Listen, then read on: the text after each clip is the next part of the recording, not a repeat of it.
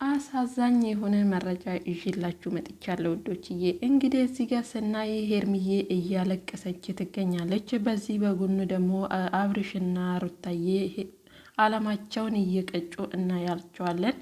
እንግዲህ ትላንትና በተፈጠረው ጉዳይ ሄርሜላ በጣም እንደተበሳጨች እና ተስፋ እንደቆረጠች ሰምተናል። በዛም የተነሳ ደግሞ ከቤት እንደጠፋች የሄርሚ ቦዲ ጋርዶች ተናግረዋል። እንግዲህ አቤላም ቤት ድረስ ሄዱ ቤቷን ሲያዩ ሄርሜላ ከቤት ወጥታለች ተብሏለች። እንግዲህ ሩቲና አብርሽ ደግሞ አላማቸውን እየቀጩ ይገኛሉ። በነገራችን ላይ ቡዜና ዴቭ አብርሽን አናግረውት ከሩቲ ጋር መሆን እንዳለበት አሳምነውት አብርሽም እንግዲህ በስተመጨረሻው አምነው ወደ ሩታ እንደመጣ እየተወራ ነው። ምን ያህል እውነት ነው ካላችሁ ደግሞ እንግዲህ አብረን የምናየው ይሆናል ጋይስ። እኛም ከደረሰኝ መረጃ ነው እያካፈልኳችሁ ያለሁት።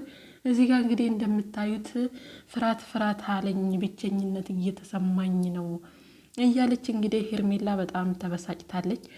በዛኛው ወገን ደግሞ የሩታ የእንጀራ እናቷ ሩታን እንዳትታረቃት አብርሽ ያጠጣችህ መድኃኒት ነው፣ ስለዚህ አንተ ነገር ሌላ ነገር እንድታስብልክ ነው እንዴ ከሷ ጋር የምትታረቀው ብላ እንግዲህ በቲክታክ ፔጇ ላይ ፖስተዋለች ማለት ነው። እውነት ለመናገር አንዳንድ የቅርብ ሰዎቻቸው ሲያወሩ ነገሮች እውነት ይመስሉናል። እኛም ደግሞ እንግዲህ ቪዲዮቻቸውን ስናይ አንዱ ወገን የተጎዳ አንዱ ወገን ደግሞ ያልተጎዳ ነው የሚመስለን። ብቻ እውነቱ ማጋ እንዳለ እሱን ፈጣሪ ነው የሚያውቀው ማለት ነው።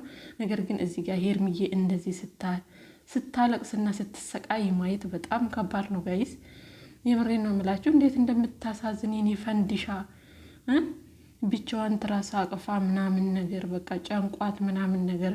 አብርሽና ሩታ ደግሞ አለማቸው እየቀጩ አለም 9 ናት 10 አትሞላም እያሉ ሄርሚዬ ደግሞ እዚህ ጋር ስትጠበቅ ማየት በጣም ከባድ ነው።